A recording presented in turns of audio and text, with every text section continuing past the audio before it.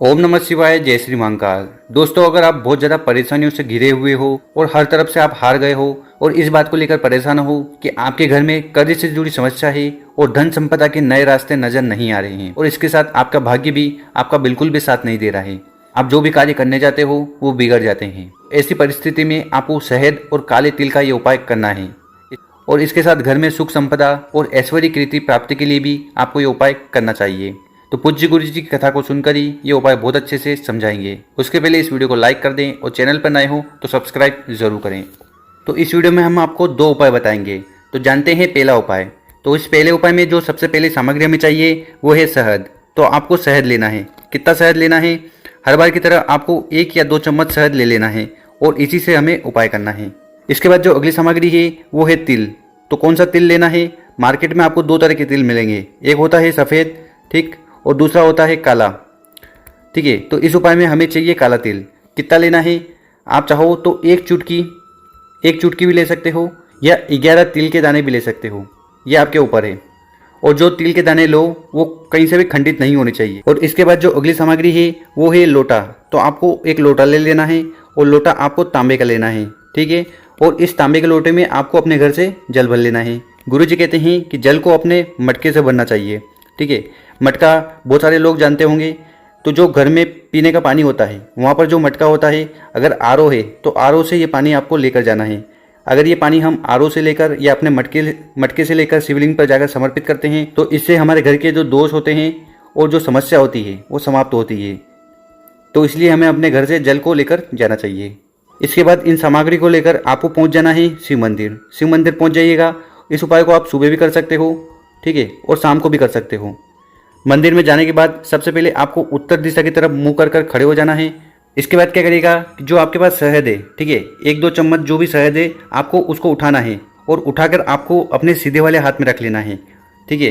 तो ये liquid form में होगा तो वो इजीली यहाँ पर, तो उसको आप इजीली यहाँ पर रख सकते हो। इसके बाद जो आप अपने साथ काले तिल लाए हो, वो चाहे 1 चुटकी हो या 11 तिल के दाने हो, उन सबको उठाना है, उठाकर उस शहद के ऊपर रख देना है, ठीक है। तो इस प्रकार से आपको उन काले तिल को अपने सीधे हाथ में रख लेना है, ठीक है। और यहाँ पर हमने क्या डाला था? पहले डाला था शहद, उसके ऊपर हमने डाला काला तिल, ठीक है। इसके बाद इन दोनों को अच्छे से मिक्स कर लीजिएगा, ठीक।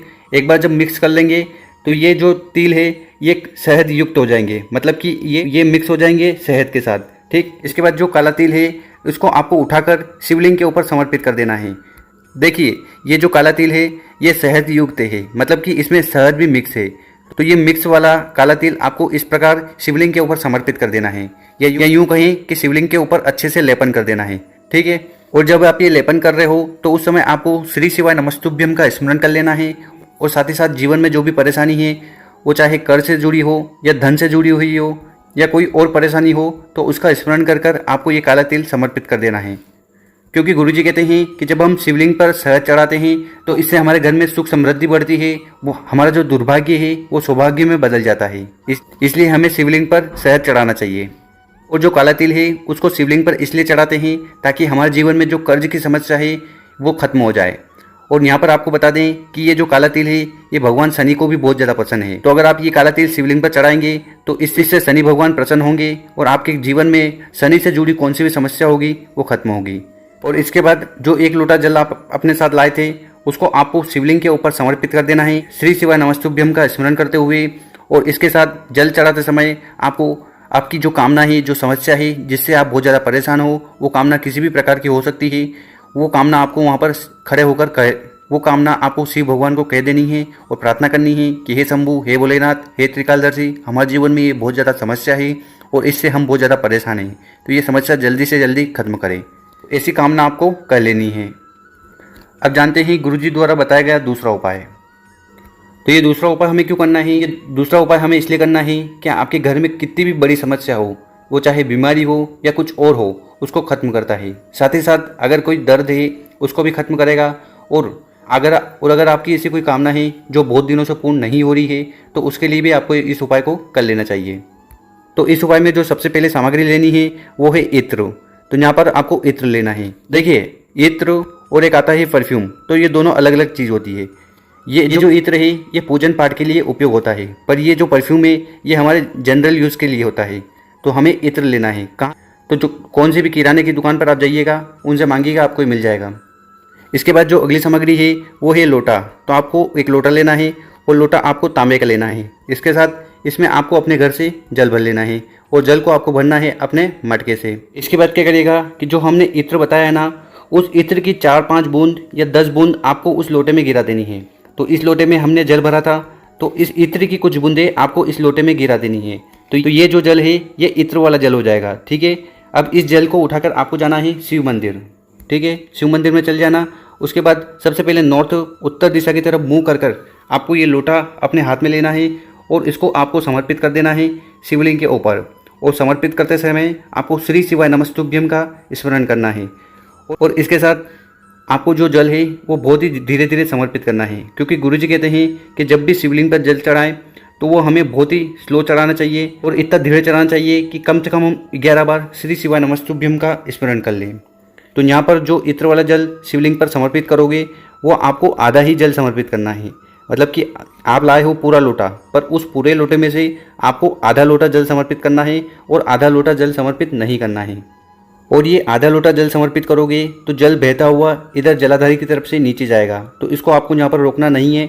और आधा लोटा जल समर्पित करने के बाद आपके मन में जो भी कामना है, जो भी समस्या है, उसका स्मरण कर आपको भोलेनाथ को वो बता देनी है। और इसके बाद जो आधा लोटा जल है उसको आपको लेकर जाना है पीपल के पेड़ के नीचे। तो आप जिस भी शिव मंदिर गए हो तो पास में जो पीपल का पेड़ है, उस पीपल के पेड़ के नीचे आपको ये आधा लोटा जल लेकर चले जाना है।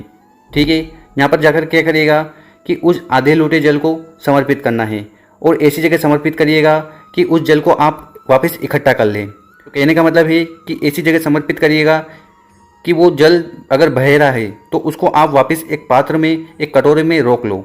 तो ऐसे या तो पत्ते पे समर्पित कर दीजिएगा या फिर ऐसी जड़ पे समर्पित कर दीजिएगा जहाँ से आप वापस उस जल को इकट्ठा कर लें।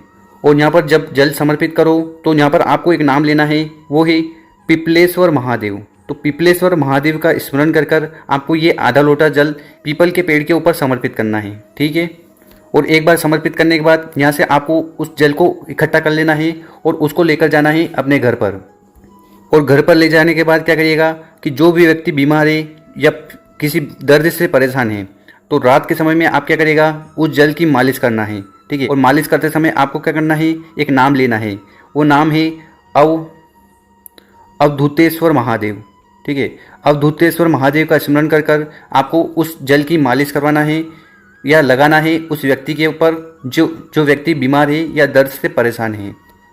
पर लगाना कब है, जब वो रात में सोने जाए उसके पहले आपको ये जल लगवाना है अवधूतेश्वर महादेव का स्मरण करते हुए।